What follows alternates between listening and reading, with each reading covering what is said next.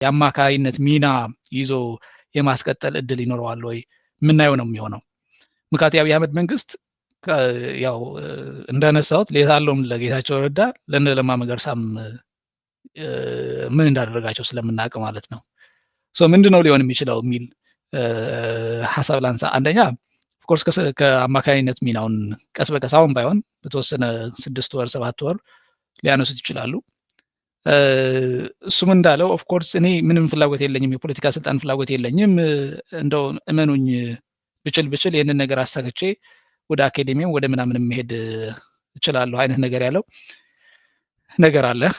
ያው ምናየው ነው የሚሆነው። ይህንን ኢንተርቪው ግልጽ ያደረገው ነገር ግን ከአብይ አህመድ ጋር በመስራት የትኛውም የፈለገ ጥሩ ኢንቴንሽን ቢኖርህ ማሳካት የምትችለው የትግራይ ህዝብ ጥቅም የለም ነው። ያንን ማድረግ ደግሞ መሰረታዊው የጌታቸው ረዳ መከራከያ ነጥብ የሆነው ህወሓት ትግራይ ውስጥ እንዲዳከም እያደረኩም ነው የሚለውን ነጥብ ራሱ ውሃ አይቋጥርም፣ ትክክል አይደለም። ህወሓትን ለማዳከም የግድ ከአብይ አህመድ ጋር መስራት የለብህም። ሌሎች የትግራይ የፖለቲካ ፓርቲዎችም ከእንደዚህ አይነት አመክንዮ መማር ነው ያለባቸው ብዬ ነው የማምነው። እስካሁን ባይ ዘ ወይ ባለፉት 3 ዓመታት ቴዲ የፌዴራል መንግስቱ ትግራይ ውስጥ ያሉ በትክክል ህወሓትን የሚቃወሙ የፖለቲካ ፓርቲዎችን ጠርቶ በስነ ስርዓት ከእናንተ ጋር መስራት ፈልጋለሁ፣ አይነው ልዩነት እንዳለን አውቃለሁ፣ እናንተም ወደ እኔ መቅረብ እንደማትችሉ ልክ እንደ ሌሎቹ ኮአፕት አድርጌ ትግራይ ውስጥ አዲስ ብልጽግና የሚሸት ትብብርም በሉት ምንም በሉት ፓርቲ መመስረት እንደማልችል ይገባኛል። ሆኖም ግን ለህዝባችሁ ጥቅም ስትሉ ከኔ ጋር መስራት አለባችሁ ብሎ ጥሪ ብቻ ሳይሆን ሌላ ነገርም አቅርቦ ከነሱ ጋር መነጋገር ነው የነበረበት፣ ኢንክሉዲንግ ጌታቸው ረዳ ማድረግ የነበረበት ማለት ነው። ኢንስቴድ ኦፍ እሱ እንደሚለው ስምረት ፓርቲ መስርቶ ትግራይ ውስጥ ከሱ በፊት የተመሰረቱ የፖለቲካ ፓርቲዎች ነበሩ። ከነሱ ጋር አብሮ አስተባብሮ ጌታቸው ረዳ ትግራይ ውስጥ ኮንሰንት ያሉት ኢንስቲትዩሽንስም ያሉት አይነት ሰው ሆኖ የአማካሪነት ሚናውም ይዞ የበለጠ አቅም መፍጠር ሲችል እሱ ያደረገው ግን ሞር በቃ በእኔ ላይ ብቻ የተመሰረተ አይነት የፖለቲካ አካሄድ ስለሆነ ትክክል አልነበረም። ትክክል አይደለም የምንለው እንደዛ ነው። የሆነ ሆኖ አሁንም የምለው አንድ ሀሳቤን ማጠቃለል የምፈልገው ጸዳለ ለማ ባነሳቸው ጥያቄ ነው የሚሆነው ወይም ደግሞ አስተያየት ነው የሚሆነው። ከትግራይ የሚወጣ የትኛውም የፖለቲካ አመራርም ይሁን ኢንዲፔንደንት ስኮላር በሉት ዋደበር በሉት ህወሓትን ጨምሮ ከትግራይ ጦርነት በኋላ ሞራላዊ ህጋዊ ጥያቄዎችን ሲጠየቁ በምን መልኩ ነው የሚመልሱት? የኢንቴግሪቲ የኬሬጅ ጥያቄዎች ሲጠየቁ እንዴት ነው የሚመልሱት?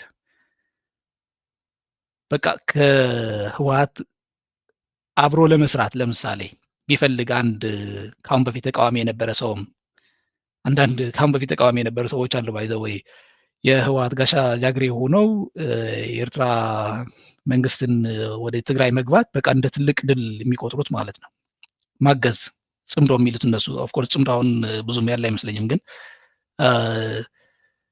ተወደደም ተጠላም ግን እነዚህ መሰረታዊ የሆኑ የህግና የሞራል ልዕልና ጥያቄዎችን መመለስ የማይችል ከሆነ ኢቭን ተሳስቼ ነበር አሁን ግን ሁለተኛ አልሳሳትም ለማለት አቅም ያለው እነዛ ስህተቶችን ወደ መቃብሬ ይዣቸው እገባለሁ የሚል ሰው ሌላ ተመሳሳይ የሆነ ስህተት ከጊዜ በኋላ ደግሞ ይህንን ስገመግመው ኢን ሃይንሳይት ትክክል አልነበርኩም ብዬ የሚያስብሉ ነገሮችን መፈጸም ይኖሩበታል ወይ የሚል ጥያቄ ነው ማንሳት የምፈልገው። እሺ ብልጽግና ተቃዋሚ የትግራይ ተቃዋሚ ፓርቲዎችን ማነጋገር ነበር። እኔ ብልጽግና እንዲህ አይነት በጎ ግብ ይኖረዋል ብዬ ስለማላምን ይህንንም ኤክስፔክት አላደርግም። አንዳንድ ተቃዋሚ በትግራይ ተቃዋሚነት ስም የተደራጁ ግን በስመ ህወሓት ጥላቻ አብይ አህመድን ሲደግፉ እመለከታለሁ።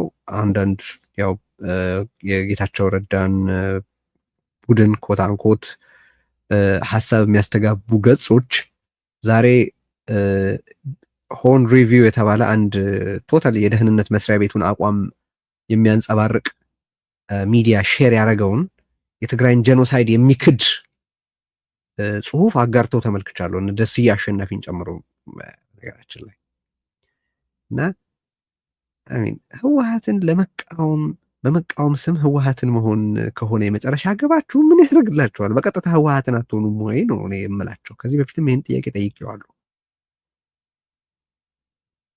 ህወሓትን በመቃወም ስም ህወሓት መሆን ምንድን ነው?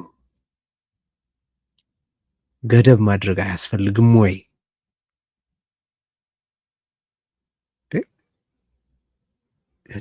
ጄኖሳይድ አልተፈጸመም የሚል ጌታቸው እንኳን ያላለውን ነገር በስመ ጌታቸውን መከላከል ያንን ጽሁፍ አምጥቶ ሼር የምታደርገውን አታነበውም? የእውቀት ነው የቋንቋ ችግር ነው? የሁለቱ ያለባቸው ብዙ ሰው ቴዲ አንዱን ማለት ይክዳል ጽሁፉ። በትግራይ ጄኖሳይድ ለመፈጸሙ ምንም ማስረጃ የለም ብሎ ይክዳል ጽሁፉ። የትግራይ ጄኖሳይድ ጌታቸውን እደግፋለሁ ብለህ ጌታቸው እንኳን ያልካደውን ጄኖሳይድ የሚክድ ጽሁፍ ታጋራለህ እንዴ?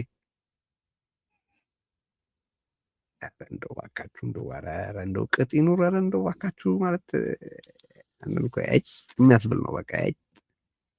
እና እኔ በቃ የምታደርጉትን ስታደርጉ በህዝብ አትከለሉ። ያኛውም ከሻዕቢያ ጋር ሲገረድ ይሄኛውም ለብልጽግና ሲገረድ ለትግራይ ህዝብ ብዬ ነው የሚሉት ነገር አለ። ከትግራይ ህዝብ ጨፍጫፊዎች ጋር የምሰራው እኮ ለትግራይ ህዝብ ብዬ ነው የሚባል ነገር አለ። የትግራይ ህዝብ የመጨፍጨፍን ግብ ካለወጡ ኃይሎች ጋር አብሬ የምሰራው ለትግራይ ህዝብ ብዬ ነው የሚባል ነገር አለ። እነዛ እኮ ነው እያሉ ያሉት ነገራችን ላይ ጽምዶዎቹም ጥምዶዎቹም እና መላልሳችሁ አትግደሉት ህዝቡን ነው እኔ። መላልሳችሁ አትፍጁት፣ መላልሳችሁ አትጨፍጭፉት። በቃ ካምፕ መለወጥ ፈልጋችኋል ሂዱ፣ ግን ለህዝብ ብዬ ነው አትበሉ ነው። አመሰግናለሁ በጣም።